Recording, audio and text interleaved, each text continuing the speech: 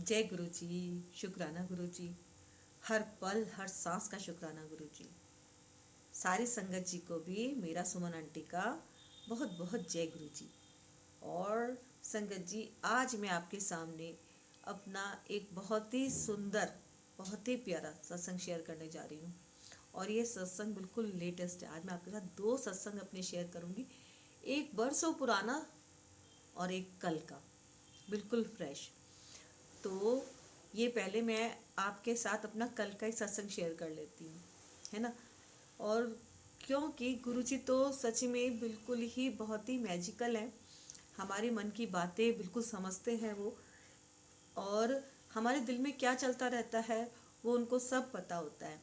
वो बहुत ज़्यादा जानकारी अपने आप हासिल कर लेते हैं, क्योंकि वो तो अंतर्यामी हैं, है ना, हमारे परम पिता परमेश्वर। तो भोलेनाथ का स्वरूप है वो। और स्वरूप में वास्तव में इतनी ज़्यादा शक्ति है कि आप बिलीव कीजिए कि अगर आप स्वरूप के सामने खड़े होते हैं तो आपके अंदर जो पॉजिटिव एनर्जी अंदर ऑटोमेटिकली आ जाती है ना, उसको तो आप शब्दों में बयान नहीं कर सकते। क्योंकि जब आप बहुत निराश होते हैं, बहुत थके हुए होते हैं, अपनी बात किसी को भी नहीं कह सकते, है ना। कहते हैं ना, ज़िंदगी में एक शख्स तो ऐसा होना चाहिए ना जिससे आप अपनी बातें कह सको, है ना। लेकिन कई बार ऐसा होता है हम किसी से भी कोई बात नहीं कह सकते। तो जब हम कोई बात किसी से भी नहीं कह सकते तो वो हम अपने गुरु से, अपने परमात्मा से दिल खोल के जी भर के कह सकते हैं। तो कल का सत्संग तो कुछ बहुत स्पेशल ही है, क्योंकि कल मैं एक सत्संग में गई और सत्संग भी बहुत दूर था, हमारे घर से काफ़ी ज़्यादा दूर था। और मेरा हमेशा से एक ही मन रहता है कि अगर मैं किसी भी सत्संग में जाऊं तो हे गुरु महाराज, मैं आपके आने से पहले, अर्थात वेलकम बैंड से पहले पहुंच जाऊं। ये मेरी अपनी हार्दिक इच्छा रहती है। इस मामले में मैं बहुत ज़्यादा पंचुअल हूँ। कोई नहीं जाना हो सत्संग में तो एक अलग बात है, लेकिन अगर जाना है तो मेरा यही हमेशा से मन में दृढ़ विश्वास रहता है कि मुझे पहले ही पहुंचना है और मैं पहले ही पहुंचूंगी। लेकिन अब कल के सत्संग के बारे में जो आपके साथ शेयर कर रही हूँ वो एक अजीब सी बात हुई। इतनी ज़्यादा अजीब हुई कि मैं बता नहीं सकती। मैसेज एक आंटी ने भेजा मुझको कि 1 से 3 का दोपहर का गुरुजी का सत्संग है, और हमें जानकारी नहीं थी। तो उसमें खैर फ़ोन नंबर था, तो मैंने अपनी बेटी से कहा एक बार पता कर लो कि हमें जाना कहाँ है ना। तो हम लोग जो है, एक मेरे रिलेटिव हैं वो और मैं, मेरी बेटी, हम तीनों तैयार हो गए कि हम सत्संग में जाएंगे, गुरुजी ने हमें बुलाया है। तो बड़े खुश, सत्संग में जाने के लिए तो हम सब बहुत ज़्यादा एक्साइटेड रहते ही हैं। तो अभी क्या हुआ, जब हम वहाँ पे जाने के लिए मैप में देखने लगे, गूगल से उनका गूगल मैप उन्होंने भेज दिया, जहाँ पे फ़ोन करा उन्होंने भेज दिया। तो अब हम जब जाने लगे तो इसमें देखा कि अरे ये तो है 10 किलोमीटर है। अब हमारे घर से वो 10-12 इस तरह से कुछ था, वो ना थोड़ा सा ऑन स्पॉट पहुंच के भी, और थोड़ा सा उससे भी आगे था, मतलब 2-2.5 किलोमीटर और रास्ता था उसका। तो उसमें कुछ खास पता नहीं चल रहा था, लोकेशन देखने के बावजूद भी पता नहीं चल पा रहा था कि ये कितनी दूर हमको जाना है। तो हमारे घर से हमें जाना था मियाँ वाला, वहाँ पहुँचना था हमें। तो अब हम घर से तो चले गए, और घर से हम एक्स्ट्रा टाइम लेके गए कि चलो 10-12 किलोमीटर है हमारे घर से दूर, तो कितना टाइम लगेगा, 1 घंटा बहुत होता है जाने के लिए। तो फिर भी हम 1 बजे का सत्संग था तो हम अपने घर से पूरे 11:45 के थोड़ा सा बाद हम चले गए। 12 बजे से पहले हम निकले घर से और पहुंच गए बस स्टैंड पे कि हाँ, हमें वहाँ से बस मिल जाएगी, सिटी बस, और हम आराम से बैठ के चले जाएंगे। हम उसमें बैठ गए बस में, और बस वाले ने हमसे पूछा कि आपको कहाँ उतारना है। हमने बता दिया कि भाई वहाँ पे मियाँ वाला में आप हमें उतार देना। तो अब बस भी देखो रुकते रुकते जाती है, तो वही दिमाग में हमारे टेंशन आ गई कि बस तो रुकते रुकते जाएगी, है ना। उससे कंडक्टर से बोला कि भाई हमें तो 1 बजे के सत्संग में पहुंचना है, और इस तरह से तो बस किस टाइम तक पहुंचाएगी हमें।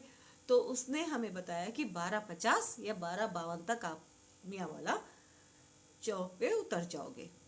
चलो जी, हम तो फिर खुश हो गए। मैंने कहा, अब जिस लेडी से हमने फ़ोन पे बात करा था उसने बताया था हमें कि जब आप मियाँ वाला चौक पे उतरोगे तो वहाँ पे किसी से भी पूछ लेना, तो आप इजीली पहुँच जाओगे। अब फ़ोन पे बात करके जब हमें ये पता चला तो हम थोड़ा सा रिलैक्स भी हो गए कि चलो 2-4 मिनट का ही रास्ता होगा आसपास, कि चलो भाई 1 बजे तक तो हम पहुँच जाएंगे। अब कंडक्टर ने भी कहा कि पहुँच जाओगे। अब जो है हम वहाँ पे उसमें बैठ गए बस में और उतर गए मियाँ वाला चौक पे, उसने हमें उतार दिया। मज़े की बात तब हुई जब हम चौक पे उतर गए और हमने गूगल के हिसाब से जब देखा तो उसमें बहुत दूर का रास्ता शो हो गया। ये क्या हो गया, अब कैसे जाएंगे इतनी दूर। फ़ोन करा उनको, आंटी को, तो वो कहने लगी आप चलते रहो, एक शोरूम आएगा, शोरूम का भी नाम उन्होंने नहीं बताया, एक शोरूम आएगा वहाँ से जो आप राइट हो जाना और ऐसे ऐसे चलना, फिर हमारा इस तरह से घर आएगा। उन्होंने जो जो डायरेक्शन दिया उस हिसाब से। अब तो भाई गुरुजी गुरुजी गुरुजी हो गया कि अब क्या करेंगे गुरुजी, और क्या हम अब सिर्फ लंगर प्रसाद खाने जाएंगे वहाँ पे।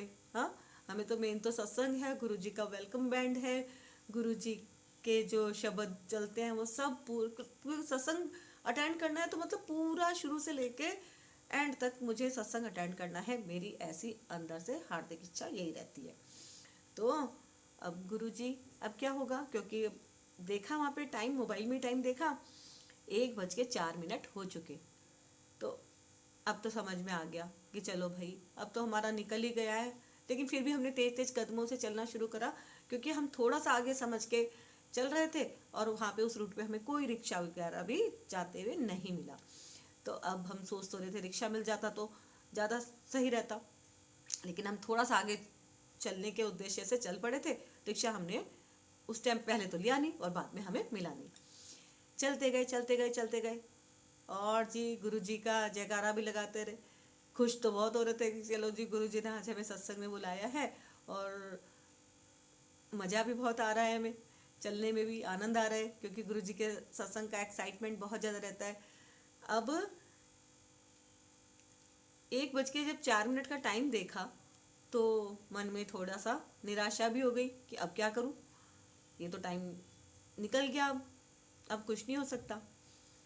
धीरे धीरे हम फ़ोन भी करते रहे, बीच में वो हमें एड्रेस फ़ोन पे समझाते भी रहे और अब मन में टेंशन भी हो रही थी, क्योंकि मेरे को भी पता है ये बात, आप सबको भी पता होगा कि जिसके घर में सत्संग हो अगर उसको हम फ़ोन करते हैं तो वो भी थोड़ा परेशान हो जाता है। कई बार तो प्लेलिस्ट उस फ़ोन में ही चल रही होती है जिसका नंबर डला हुआ होता है, लेकिन ऐसा खैर कुछ नहीं हुआ। हमने जितनी बार भी फ़ोन करा, आंटी ने फ़ोन भी उठाया और बल्कि हमें खुद से ही बुरा लग रहा था थोड़ा सा कि हम किसी को भी डिस्टर्ब ना करें सत्संग के टाइम पे फ़ोन करके, लेकिन क्योंकि मजबूरी थी, एड्रेस जब पता ही नहीं था तो फिर जाना कहाँ है, तो भाई फ़ोन करना मजबूरी थी हमारी। तो अब हम सोच रहे कई बार क्या हम ऐसे ही वापस जाएंगे सत्संग अटेंड करे बगैर जब हमें एड्रेस नहीं मिल रहा तो।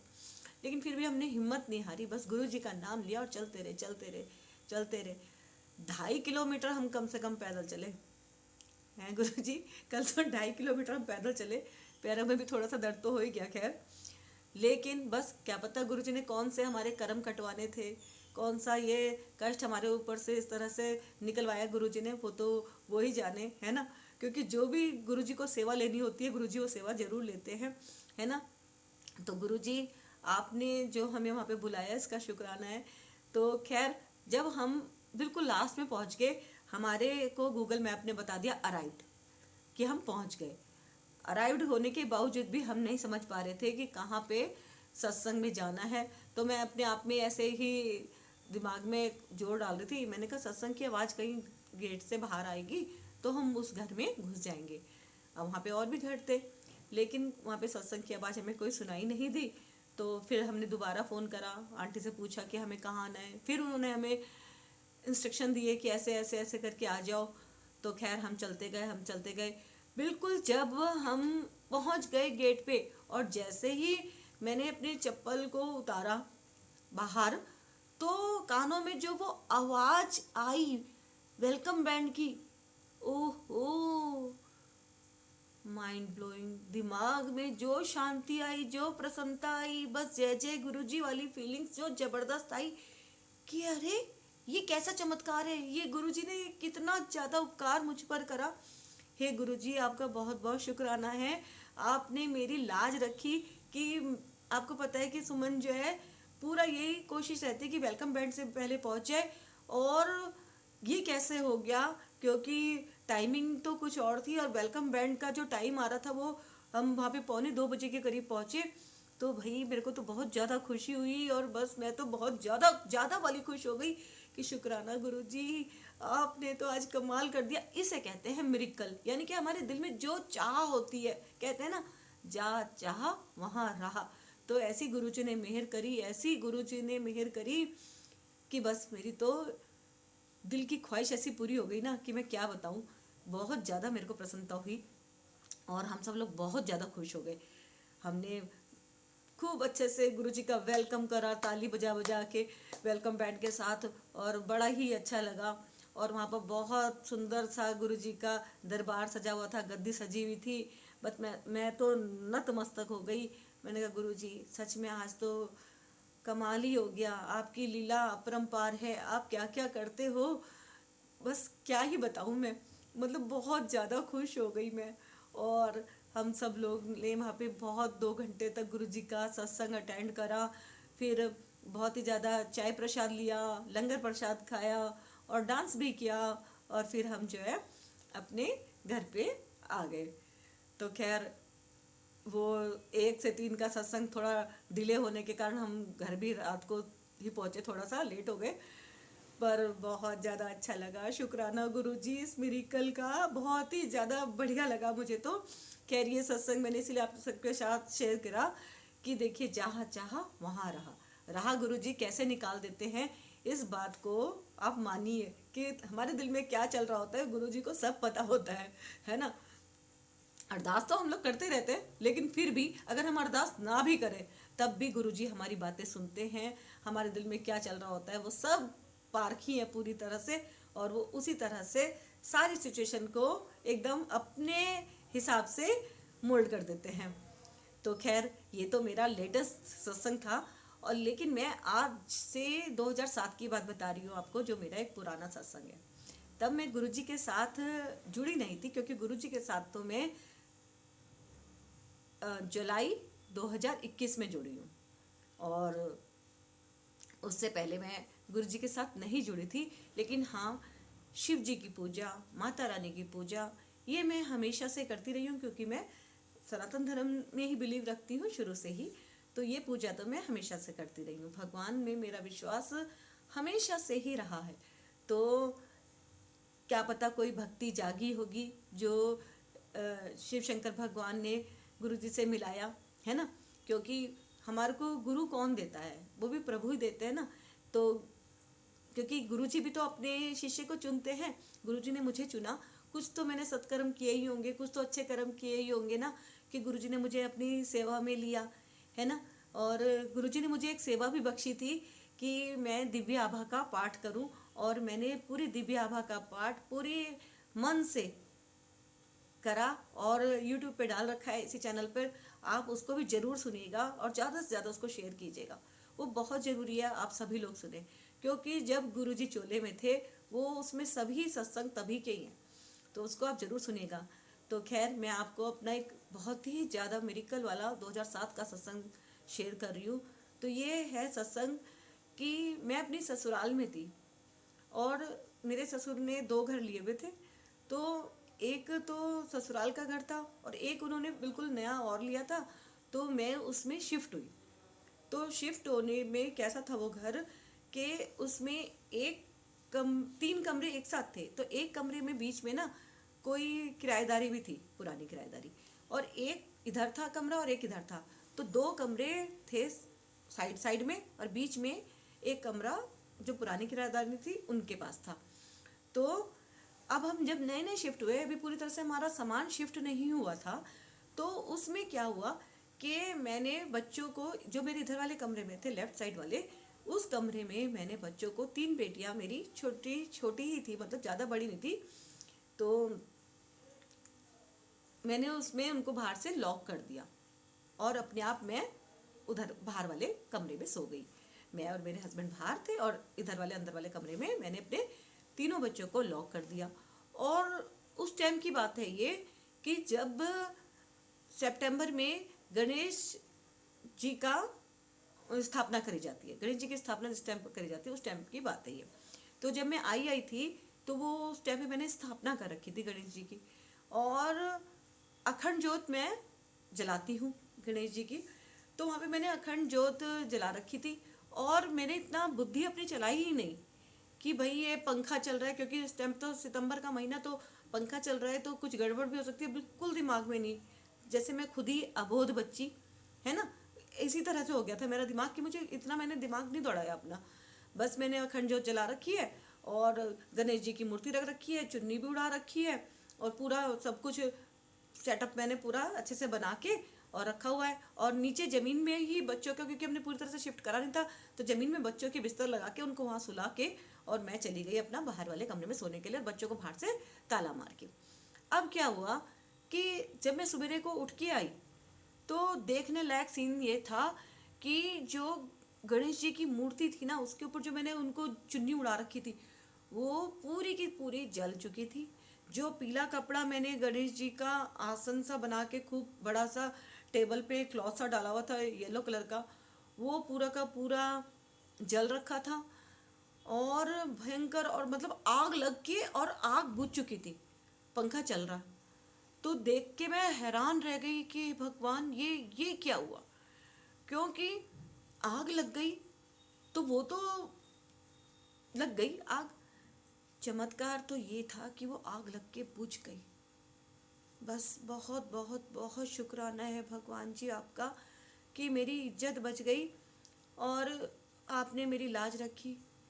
वो वो बहुत ख़तरनाक सीन था, क्योंकि मैंने जब ताला खोला तो मैं डर गई, इतना ज़्यादा डर गई कि मैं आपको बता नहीं सकती कि ये क्या हो गया। अगर जरा सा भी कुछ गड़बड़ हो जाती तो मेरे तीनों बच्चे अंदर, मैं बता नहीं सकती मैं कितना ज़्यादा डर गई। लेकिन बस प्रभु ने मेरी इज्जत रखी, मेरे बच्चों को सेफ रखा, और सब कुछ सेफ रहा मेरा घर। तो तब से मेरा ऐसा बिलीव हुआ कि सच में ईश्वर हमारे आसपास ही होते हैं, और हमें ईश्वर में बहुत ज़्यादा श्रद्धा रखनी चाहिए, कभी निराश नहीं होना चाहिए। थोड़ी बहुत परीक्षाएं जीवन में आती हैं तो हमें मजबूती के साथ भगवान के नाम का सहारा लेते हुए आगे बढ़ना चाहिए। ईश्वर हर पल हमारा साथ देता है। और बस मैं गणेश जी के लिए दोबारा से मैंने सब कुछ तैयार करा, सब कुछ, और बहुत बहुत धन्यवाद करा कि मेरा कितना बड़ा विघ्न गणपति बप्पा ने हर लिया, और सब कुछ ठीक ठाक हो गया। तो ये भी मेरा बहुत बड़ा सत्संग है, और मैं इसे जीवन में हमेशा याद रखती हूँ कि इतना बड़ा चमत्कार हुआ मेरे साथ, और इतने चमत्कार मेरे जीवन में हुए हैं ना कि मैं क्या ही बताऊँ, बहुत ज़्यादा चमत्कार।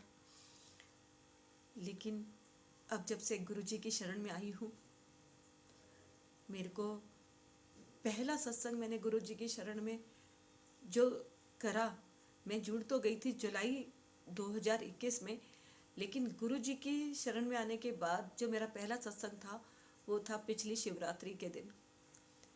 वो सत्संग मैंने उस दिन, गुरु जी का पहला सत्संग मैंने अटेंड करा, और मुझे तब पता चला था कि सत्संग कैसे करे जाते हैं, और कितनी साइलेंस वहाँ पे होती है, एक बहुत ही डिवाइन माहौल वहाँ पे होता है, मन को कितनी शांति मिलती है, कितना कितना ज़्यादा अच्छा लगता है। तो जितनी भी नई संगत है ना, वो सब मेरे सत्संग को सुने, पुरानी संगत भी है जो वो भी सुने, और नई संगत को मैं स्पेशली कहना चाहती हूँ कि गुरु जी पर विश्वास बनाए रखें, और जो आपका जल प्रसाद है उसमें बहुत शक्ति होती है, गुरु जी के सामने रखें, लोटा ब्लेस करवा लें बड़े मंदिर जाकर हो सके तो, है ना, और अपना लोटा अपना ही रखें, किसी का ना ले, है ना। कहते हैं, गुरु जी कहते थे कि अपना लोटा ही होना चाहिए, है ना, यानी कि अपने पैसों से खरीदा हुआ, कोई तुम्हें गिफ्ट कर दे वो नहीं। तो अपना लोटा ही रखें और गुरु जी की ब्लेसिंग उसमें अपने आप आती चली जाती है, बढ़ती चली जाती है। आप स्वरूप के सामने रख दें और बस गुरु जी तो अंतर्यामी है, उनके साथ जुड़ जाए, अपना डीप कनेक्शन बनाएं, गुरु जी से बातें करें, है ना।